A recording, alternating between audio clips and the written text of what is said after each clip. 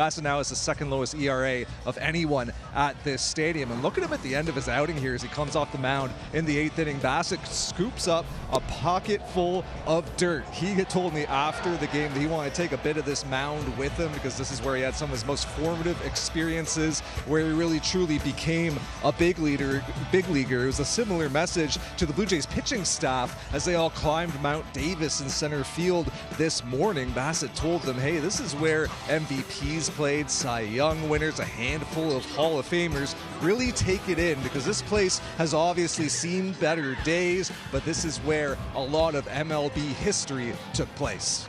And they had a good time up there, as you can see. Bowden Francis, maybe more than anybody, but that's kind of par for the course for Bowden Francis.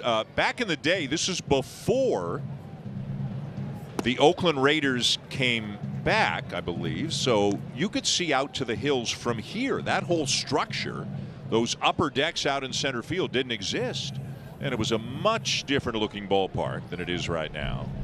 But good for them to go up there and just have a little moment there, the last time they'll be in this park. And good for Chris to share that with them. I thought, out of what Arden said right there, I think what was most special is the appreciation obviously Bassitt has for the history of the game and the history of this franchise. Dan, you and I are both of the age that we remember a lot of those names. We watched those players growing up.